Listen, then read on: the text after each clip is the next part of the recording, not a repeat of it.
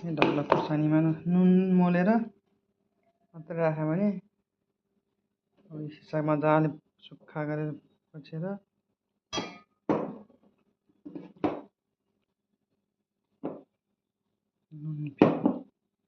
नुन हल्का नुन राखिदिने यसमा नुन र अब मजाले नुन राखिसकेको छ यसमा अघि नै नुन राखेर मलाई राखेको मजाले यस्तो गरी चलाएर पेटमा सबै पखालेर पेटमा सबै निकालेर सुकाएर सुक्खा गरेर यस्तो यतिको गरेर अब यो सिसामा राखेर आफूलाई जहिले चाहियो त्यसले निकालेर खान सकिन्छ बिग्रिँदैन चिल्लो सिल्लो केही राख्नु हुँदैन नुन र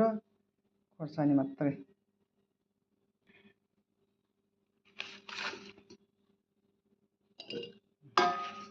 यसमा नुन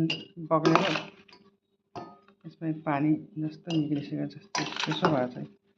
मजाले सुक्खा गरेर सुकाएको नुन राखेर मोलिराखेको बिहान अहिले यस्तो भयो त खोर्सानी स्टोर गर्ने तरिका चाहिँ यो हो साथीहरू भएपछि यो डल्लो खोर्सानी पाउँदैन अनि यस्तो सँगसँगै यो चाहिँ पानीमा मात्रै डुबाएर नुन पानीमा डुबाइराखेको यो चाहिँ फुल्ने रहेछ यो चाहिँ भेट्न सुत्दै राख्नुपर्छ चाहिँ अब यसलाई चाहिँ डल्ले खुर्सानीको स्टोर गर्ने तरिका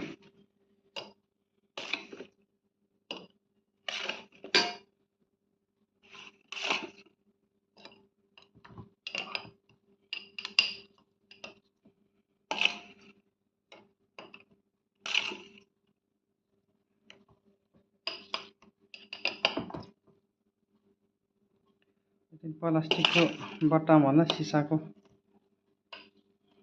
राख्नु चाहिँ राम्रो हुने रहेछ त्यही राख्नु ढुसी पनि पर्दैन